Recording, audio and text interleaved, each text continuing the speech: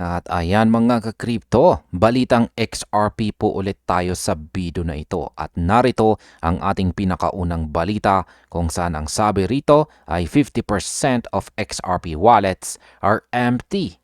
What is happening? Yan, alam nyo ba na para tayong nasa isang higanting subdivision pero ang kalahati ng mga bahay ay walang nakatira? Ganyan ang itsura ng XRP ecosystem ngayon. Ayon po sa pinakabagong data ngayong February 2026, lumalabas na halos 50% ng lahat ng XRP wallets na nagawa ay literal na simut o empty. Pinag-uusapan natin dito ang halos 2.5 million addresses na ang laman ay dust balance o kakarumpot na XRP na lang. Nito pong nito pong nakalipas na taong 2025 peak, nasa 30% lang ang mga abandoned wallets. Pero ngayon lumobo na ito sa 50%. Kaya ang tanong ay bakit? Hindi dahil sa nanakawan sila, kundi dahil po sa tinatawag nating retail capitulation. Ito yung moment na napagod na ang mga small investors. Marami ang pumasok noong hype ng 2024 at 2025. Pero nang magkaroon ng matinding market decline kamakailan, marami ang sumuko at na-liquidate ang kanilang positions. Iniwan nilang empty ang mga wallets nila. Parang ex mong ng ghost, wala nang paramdam. Sabi ng kilalang researcher dito na si Levi Redfield, marami sa mga wallets na ito ay may tigtitira lang na 10 o 20 XRP. Kadalasan nakalimutan na ito ng mga owners o kaya naman ay sadyang iniwan na matapos mag-sell out. Pero teka, bago po kayo magpanik at ibenta ang natitira ninyong coins, heto po ang plot twist. Historical pattern ito. Kaya pasabog po tayo dyan. Sa tuwing nasa bear market o matumal ang XRP, laging umaakyat sa 50% ang inactivity rate. Pero kapag nagsimula ng umarangkada ang presyo at bumalik ang optimism, dahan-dahang nababawasan ang mga empty wallets na yan dahil bumabalik ang mga tao at dumadagsa ang mga bagong investors. At ang ibig sabihin nito, ang 50% empty wallets ay hindi sign na patay na si XRP. Sign po ito na ang mga mahina ang loob ay naka-exit na at ang mga natitirang holders ay ang mga tunay na diamond hands. Kaya kung ang wallet mo ay may laman pa, congrats! Hindi ka kasama sa 2.5 million na sumuko na. Ang tanong, hihintayin mo bang mapuno ulit ang mga empty wallets na yan bago ka gumalaw o mag-aabang ka na habang tahimik pa ang paligid? Ang crypto ay cycle lang. At sa ngayon, nasa part tayo kung saan marami ang tulog. Pero tandaan po natin, ang pinakamalakas na alarm clock sa market ay ang pag-akyat ng presyo. At heto naman ang ating kasunod na balita rito. Sabi rito, XRPL validator says $100 XRP price will certainly happen. And here's why. Alam nyo, ang crypto market para lang yung mood ng ex mo. Pabago-bago, nakakalito, at minsan wala talagang sense. Pero sa gitna ng gulo, may isang usap-usapan na hindi mamatay-matay. Sa XRP daw, magiging $100. Suntok sa buwan, sabi ng iba. Pero ayon sa mga XRP validators at saka analyst, hindi ito sana lang. Ito ay certainty. At ang tanong ay bakit? Kaya pag-usapan po natin ang logic, hindi lang ang hype. Kaya pasabog muna tayo dyan. Ayan, isipin po ninyo ito. si XRP ay hindi ginawa para lang maging profile picture o pambili ng kape. Ang main job nito ay maging bridge asset.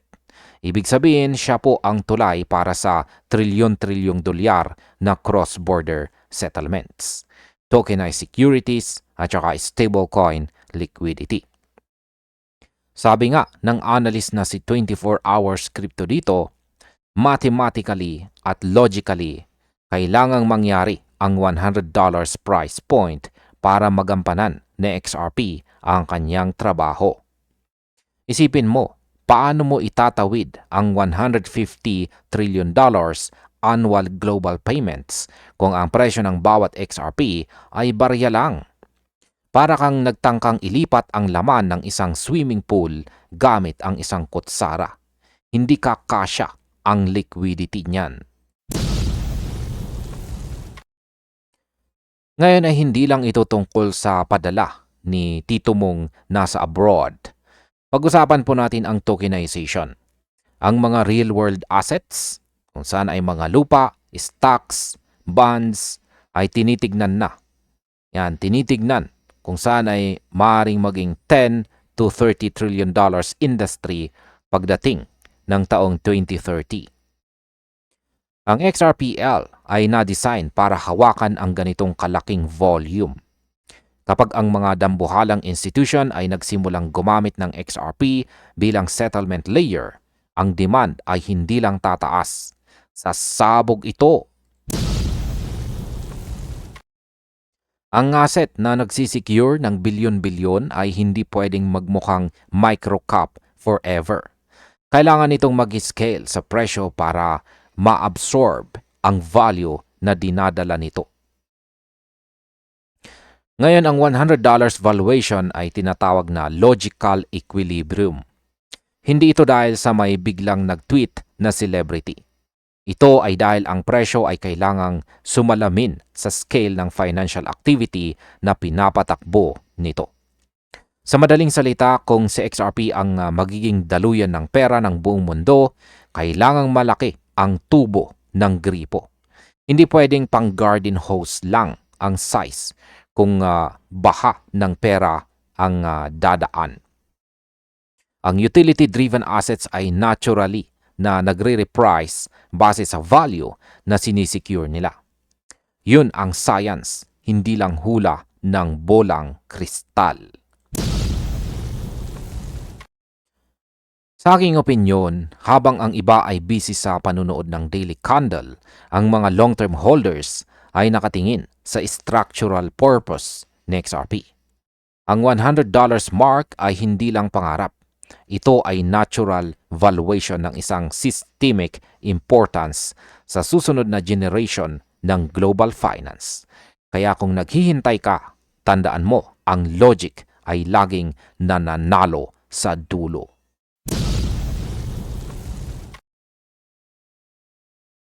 At ayan, ang sabi naman sa balitang ito ay Ripple seals fresh partnership.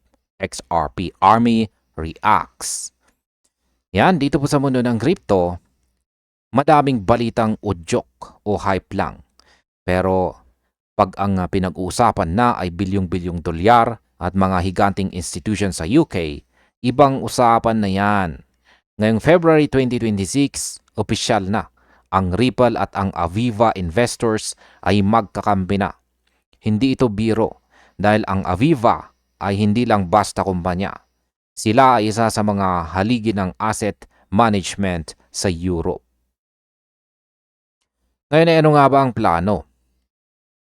Simple lamang po pero matindi ang impact. Gagamitin nila ang XRP Ledger o XRPL para sa tokenization ng kanilang mga fund structures. Sa madaling salita, ang mga traditional na investment funds na dati ay puro papel at mabagal na proseso, gagawin na nating digital tokens. At bakit XRPL? Ayon po rito kay Rhys Merrick ng Ripple, hindi na ito pilot project o testing phase lang. Ito po ay real-world deployment na. Pinili nila ang XRPL dahil sa bilis nito, sobrang babang fees at ang pagiging energy efficient nito. Sa madaling sabi, habang ang ibang blockchain ay parang kotseng mausok at matakaw sa gas, ang XRPL ay parang high-end electric vehicle, mabilis at saka eco-friendly. Si Jill Barber naman, siya po ang Chief Distribution Officer ng Aviva, ay nagsabi, ang pakay po nila rito ay bawasan ang administrative friction. Alam nyo naman sa finance, ang daming pirmahan, ang bagal ng settlement, at ang daming middlemen na parang mga kamag-anak mong biglang sumusulpot kapag may handaan, laging may cut. Sa tulong ng XRPL, mas bibilis po ang settlement times at mas magiging suabe ang access ng mga investors sa kanilang pondo. Isipin mo, ang technology na dati ay pang internet money lang, ngayon ginagamit na para i-manage ang bilyong-bilyong assets ng mga seryosong suit and tie investors sa London. Ayan. Ano naman ang naging reaksyon ng XRP Army dito? Hindi po mawawala ang reaksyon ng ating pamusong XRP Army dito. Hati po ang emosyon pero leaning towards bullish. Sabi po ng isang user dito na si Ion Lee, ito na ang tinatawag na precision meeting scale. Meron din namang mga tulad ni Liquid Metal na nagbibiro tungkol sa price action. Pero ang bottom line para sa nakakarami, utility is king. Sabi nga ni XRPAPY, mas mahalaga ang tunay na gamit kaysa sa hype na parang fireworks. Maliwanag lang sa simula pero mabilis din mawala. Dito kay Ripple, ang pundasyon ay semento, hindi buhangin. At ayan, sa pagpasok po ng taong 2026, malinaw ang mensahe. Ang tokenization ay hindi na science fiction. Ito na ang bagong standard ng global finance. At sa gitna ng lahat ng ito, ang Ripple at XRPL ang nagdadala ng solo. Kung dati ay tinitignan lang ang blockchain bilang experiment, ngayon ito na ang makina na nagpapatakbo sa mga higanting institution sa mundo. Kaya pasabog po tayo dyan. At ayan po ang malupit nating kasunod na balita dito. Sabi rito ay ex-Ripple CTO says Bitcoin is largely a technological dead end. XRP Army reacts. Ayan, napakatindi ng balitang ito. Alam nyo ba na si Bitcoin ay tinawag na isang technological dead end? Hindi ito galing sa kung sinong troll lang sa kalsada, kundi mula mismo kay David Schwartz. Siya po ang tinutukoy dito na co-creator ng XRP Ledger or ang ex-Ripple CTO. Habang ang lahat ay nakatingin po sa presyo, may malaking giyera na nangyayari sa teknolohiya. Ano nga ba ang ikinagagalit ng XRP Army at bakit biglang uminit ang usapin tungkol sa nawawalang blocks? Yan, pag-usapan po natin ang issue tungkol sa missing blocks. Ayan po pala siya, si Ginoong David Schwartz. Yan, diretso po tayo sa punto. May mga kritiko gaya ni Bram Kanstein na nagsasabing centralized o manipulated sa XRP dahil ang public history nito ay nagsisimula lang sa ledger number 32,570. Kaya nasaan ang nauna? Yan ang tanong. Ayon po kay Schwartz, simple lang ang sagot. May technical bug noong 2012. Hindi ito conspiracy para itago ang yaman ng mga founders. Sadyang nawala ang data noong testing phase. Ang pag-reset daw noon ay mas lalong makakasama. Kaya itinuloy na lang kung ano ang gumagana. Parang lumamong cellphone. Hindi dahil nawala ang pictures mo noong 2012 ay peke na ang pagkatao mo ngayon. Ngayon ay dito na pumapasok ang banat na yumanig sa Bitcoin community. Sinabi ni Schwartz na ang Bitcoin ay nagtatagumpay hindi dahil sa teknolohiya nito, kundi dahil sa branding at saka cultural mythology. Inihalin tulad niya ito sa US dollar. Ginagamit natin kasi sanay tayo at may tiwala tayo. Hindi dahil ito ang pinaka-advanced na currency sa mundo. Para sa kanya, si Bitcoin ay parang lumang makinilya sa panahon ng laptop. Sikat, iconic, pero sa aspeto ng innovation, dead end na raw ito. Yan, sinupla rin ni Schwartz ang ideya na ang Bitcoin ay purely decentralized. Pinaalala po niya ang 2010 overflow bug kung saan kinailangan ng human intervention para ayusin ang sistema. Ang punto niya, walang blockchain na perpekto at lahat ay nangangailangan ng tao sa likod nito pagdating ng krisis. Ang pinagkaiba lang sa XRP ay tapat sa kanilang system governance habang si Bitcoin ay umaasa sa kwento ng digital gold. Ayan, ang masasabi ko naman po rito ay ang crypto market ay hindi lang labanan ng code. Labanan din ito ng emosyon at saka paniniwala. Kung ang teknolohiya ang basihan, mukhang may point po itong si Schwartz. Pero hanggat ang tao ay may tiwala kay Bitcoin, mananatili itong hari. Ikaw, sa tingin mo ba ay technological dead end na nga ba si Bitcoin o sadyang bitter lang ang mga XRP community? Isipin mo ng mabuti. Baka sa susunod na transaction mo, mythology na lang ang binabayaran mo. Kaya pasabog po tayo dyan.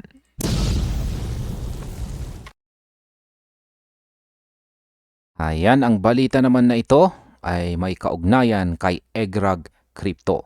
Kung saan ay ang sabi niya, the XRP price retest everyone knew was coming.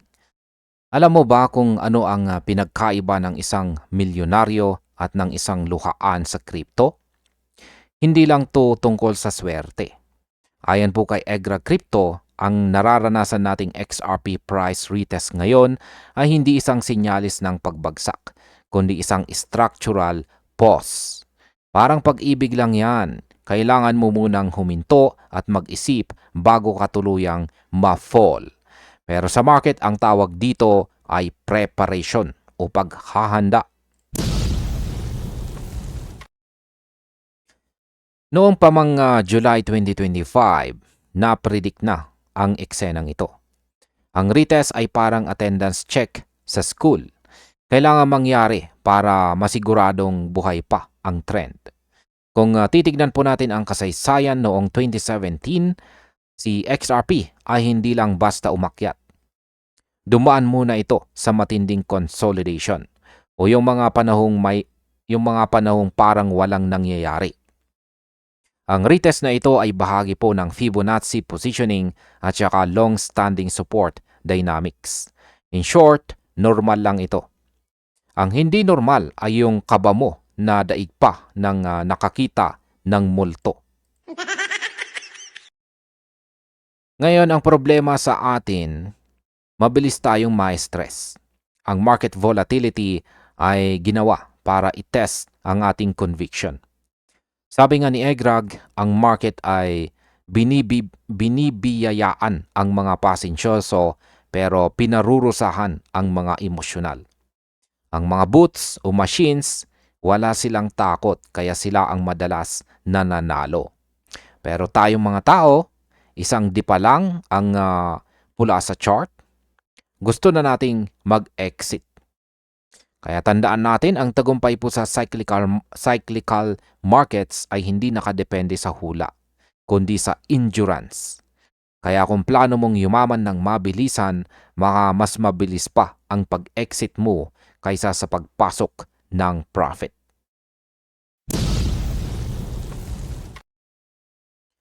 Ngayon ay nasa uncomfortable silence stage tayo ngayon kay XRP. Ito po yung phase kung saan ang presyo ay tila nakatambay lang sa isang range. Pero sa ilalim ng katahimikang ito, nandito ang mathematical symmetry at ang lumalawak na role ng XRP sa global finance. Ang stability na nakikita natin ngayon ay hindi failure, kundi consolidation. Parang bulkan lang yan. Tahimik sa labas, pero may nalulutong pressure sa loob. Kaya ang tanong, nandoon ka pa ba pagputok nito? Yan, ang aking opinion naman po rito ay ang conviction ay hindi nasusukat sa ingay, kundi sa kakayahan mong maghintay. Ang retest na ito ay kailangan para sa mas matibay na pundasyon ng susunod na pag-akyat. Kaya huwag tayong magpapadala sa ingay ng paligid. Maniwala po tayo sa charts, maniwala po tayo sa math, at higit po sa lahat, matuto po tayong maghintay. Dahil ang malalaking oportunidad, madalas dumarating pagkatapos ng matagal na katahimikan.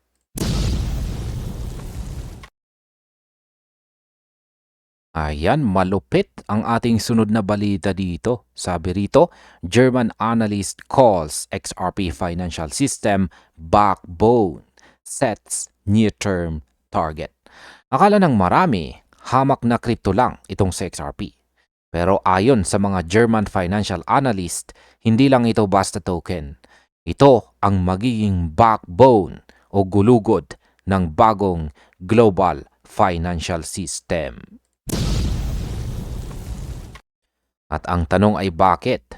Simple lamang po mga kripto. Habang ang ibang kripto ay busy sa hype, ang Ripple ay busy naman sa pag-iipon ng lisensya. Sa katunayan, kakakuha lang nila ng Electronic Money Institution License sa UK. Isipin ninyo, mahigit 6 na pong lisensya na ang hawak nila sa buong mundo. Hindi ito laro, ito ay paghahanda para sa isang financial takeover.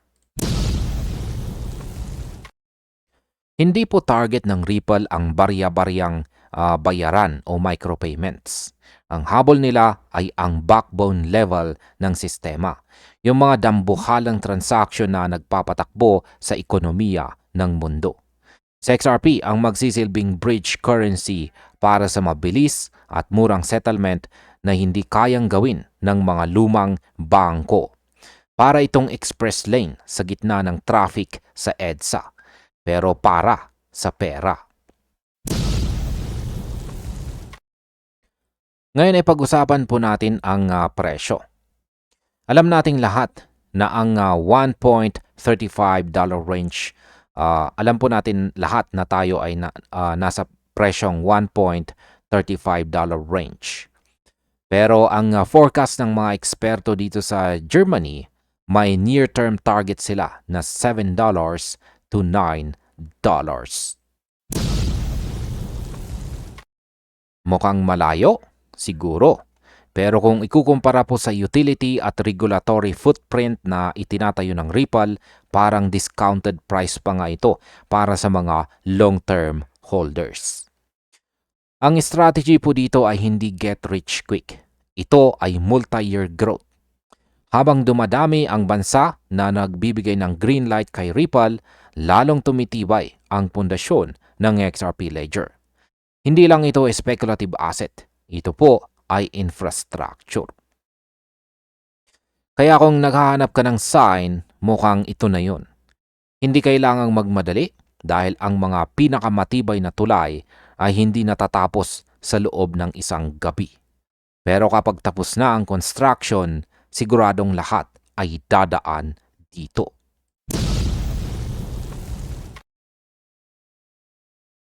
Ayan, napakatindi ng ating balita dito. Sabi ng analyst, 100 times or 1,000 times XRP and altcoin price rally is imminent. Here's why. Ayan, gising na ba ang lahat? O tulog pa ang portfolio ninyo? Magpasabog po tayo dyan. Kung feeling mo stagnant ang crypto market, baka hindi mo nakikita ang higanting wedge na nabubuo sa charts. Sinasabi ng mga top analyst, kabilang na si XRP Captain, na ang 100 times to 1,000 times rally ay hindi na lang panaginip. At ang tanong ay bakit? Dahil ang hari na si Bitcoin mukhang napapagod na sa kanyang trono.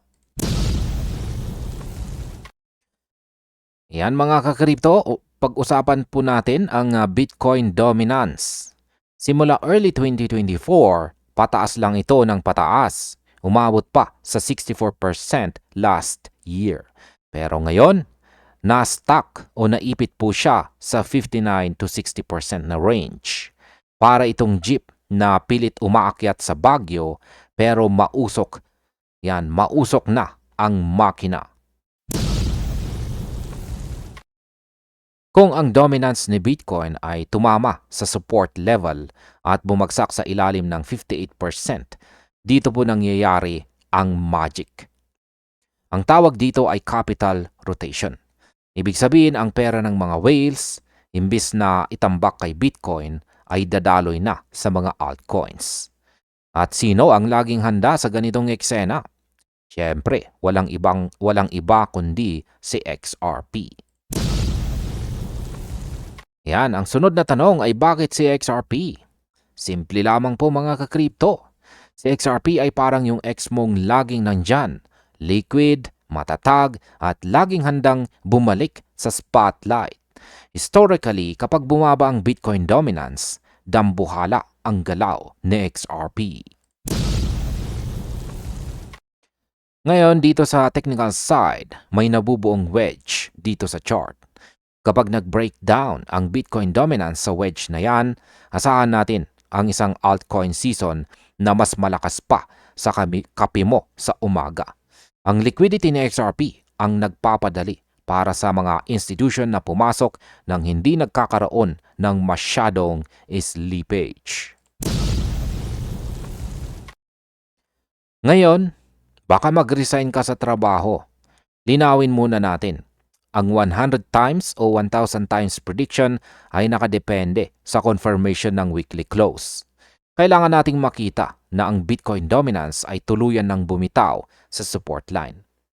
Ang chart pattern po ngayon ay nagpapakita ng decisive move. Yan. Konting tulak na lang at baka makakita tayo ng agresibong paglipat ng kapital. Hindi lang ito basta hula. Ito po ay math at market psychology. Kapag ang market leader ay nag-consolidate, ang mga small brothers tulad ng XRP ang nagpapakitang gilas. At ayan, sa madaling salita, bantayan po natin ang 58% level ng BTC dominance. Kapag bumagsak yan, buckle up o maghanda. Dahil ang susunod na leg ng market rotation ay maaaring magbago ng buhay ng mga nakapwesto na. Kaya stay sharp, stay informed, at huwag kalimutang i-check ang charts bago ang emosyon. Kaya pasabog po tayo dyan. At ayan na po ang ating panghuling balita sa video na ito. Kung saan ang sabi rito, yan, isang napakalupit na balita, XRP will take the #1 spot from Bitcoin within 6 years. Ayon po yan sa isang American veteran. Alam niyo ba na ayon po sa isang US Army veteran, itong si Bitcoin na itinuturing nating digital gold ay magiging nostalgia collectible na lang o parang lumang agimat na lang sa cabinet sa loob ng 6 na taon? Habang si XRP naman ang siyang uupo daw sa trono bilang #1 na crypto sa mundo. Mukhang suntok sa buwan, di po ba? Pero pag-usapan po natin ang logic sa likod nito. Nitong February 13, 2026, mainit po ang usapan kay Patrick L. Riley. Hindi lang siya basta entrepreneur. Isa po siyang combat medic na naniniwalang sa XRP ang papalit kay Bitcoin pagdating ng taong 2032. Sa ngayon, si Bitcoin ay may market cap na $1.37 trillion, habang si XRP naman ay nasa $86 billion pa lang. Para mangyari ang prediction ni Riley, kailangang umakyat ni XRP sa $22.6 bawat token. Isang dambuhalang 1,491% na pagtalon mula sa kasalukuyang presyo nito na nasa $1.42. Ngayon ay ito yung pinakamalaking tanong. Bakit daw mangyayari ito? Pinunto po ni Riley ang tatlong trend lines dito ni Bitcoin simula noong taong 2009. Sabi niya nabigo si Bitcoin na bawiin ang green trend line nito kahit nag-peak ito sa $126,000 noong October 2025. Ang mas nakakalula, kung hindi daw muling aakyat si Bitcoin sa $600,000 para mabawi ang trend line na ito, may posibilidad na bumagsak ito sa $1,000. Isipin mo yun, mula presyo ng sasakyan, naging presyo na lang ng mid-range na sapatos. 98% crush, mga lodi. Sabi ni Riley, kahit anong mangyari, mag $600,000 man si Bitcoin o mag $1,000, ang destinasyon ni XRP ay ang number 1 spot. Para sa kanya, si Bitcoin ay parang Nokia 3310, pioneer pero mapag-iiwanan din ng teknolohiya. Si XRP naman ang nakikitang utility king dahil sa institutional adoption nito. Pero teka lang, bago kayo magbenta ng kidney para bumili ng XRP, tandaan natin na si Riley rin ang nagsabi na ang Bitcoin crush ay planado lang para pigilan ang pag-akyat ni XRP. Medyo spicy na conspiracy theory, di po ba? Ayan. Sa huli, 16 times na mas malaki pa rin si Bitcoin kaysa kay XRP ngayon. Ang prediksyong ito ay nananatiling speculative at sana all stage pa lang. Pero sa crypto, alam po nating lahat ang imposible ay madalas nagiging posible sa isang iglap.